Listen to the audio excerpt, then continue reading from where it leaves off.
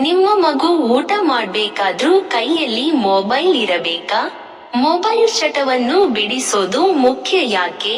ಕೆಲವೊಂದು ಮಕ್ಕಳು ವಿಪರೀತ ಹಠ ಮಾಡುತ್ತವೆ. ಕೈಯಲ್ಲಿ ಮೊಬೈಲ್ ಬೇಕೆಂದು ಹಠ ಹಿಡಿಯುತ್ತವೆ. ಅಧಿಕ ಸಮಯದವರೆಗೆ ಮೊಬೈಲ್ ನೋಡುವುದು ಮಕ್ಕಳಿಗೆ ಯಾವ ರೀತಿ ಹಾನಿಯಾಗಲಿದೆ ಎನ್ನುವುದನ್ನು ಪ್ರತಿ ಪೋಷಕರು ತಿಳಿಯುವುದು ಮುಖ್ಯ. ನಮ್ಮಲ್ಲಿ ಹೆಚ್ಚಿನ ಹೆತ್ತವರು ಮಗು ಹಠ ಮಾಡುತ್ತಿದ್ದರೆ ಅತ್ತರೆ ಅಥವಾ ಆಹಾರ ತಿನ್ನದಿದ್ದರೆ ಕೈಗೆ ಮೊಬೈಲ್ ಕೊಡುತ್ತಾರೆ. ಮೊಬೈಲ್ ನೋಡುತ್ತಾ ಮಗು ಊಟ ಮಾಡುತ್ತದೆ, ಅಳುವುದನ್ನು ನಿಲ್ಲಿಸುತ್ತವೆ.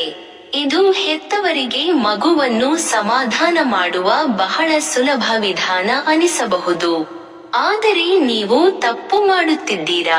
ಮೊಬೈಲ್ ನೋಡುವ ಅಭ್ಯಾಸ ಒಳ್ಳೆಯದಲ್ಲ. ಮೊಬೈಲ್ ನೋಡುವ ಅಭ್ಯಾಸ ಒಳ್ಳೆಯದಲ್ಲ. ನಿಮ್ಮ ಮಗುವಿನ ಒತ್ತಾಯವನ್ನು ಈಡೇರಿಸಲು ನೀವು ಅವರ ಕೈಗೆ ಮೊಬೈಲ್ ಕೊಡುತ್ತೀರಾ?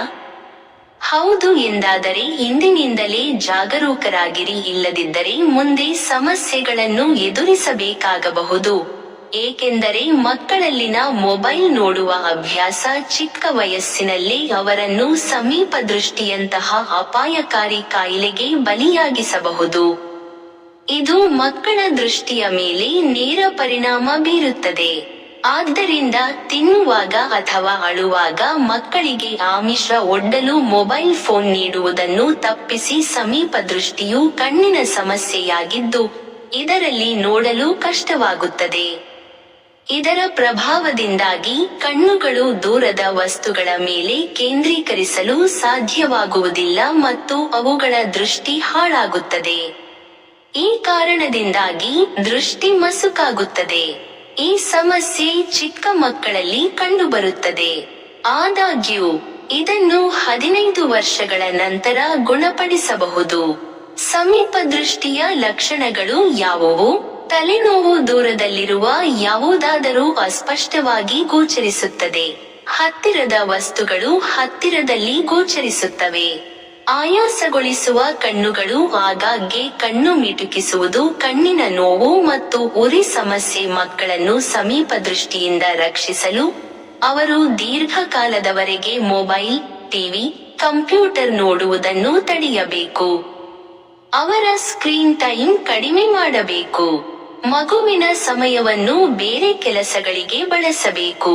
ಆದ್ದರಿಂದ ಅವರು ಪರದೆಯ ಮೇಲೆ ಹೆಚ್ಚು ಸಮಯ ಕಳೆಯುವುದಿಲ್ಲ. ಮಕ್ಕಳು ಮನೆಯೊಳಗೆ ಕುಳಿತು ಮೊಬೈಲ್ನಲ್ಲಿ ಆಟವಾಡುತ್ತಲೇ ಇರುತ್ತಾರೆ.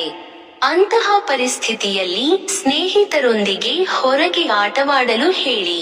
ಅವನನ್ನು ನೀವೇ ಉದ್ಯಾನವನ ಅಥವಾ ತೆರೆದ ಸ್ಥಳಕ್ಕೆ ಕರೆದೊಯ್ಯಿರಿ. ಇದು ಅವರ ಪರದೆಯ ಸಮಯವನ್ನು ಕಡಿಮೆ ಮಾಡುತ್ತದೆ ಮತ್ತು ರೋಗಗಳಿಗೆ ಬಲಿಯಾಗುವುದನ್ನು ತಡೆಯುತ್ತದೆ.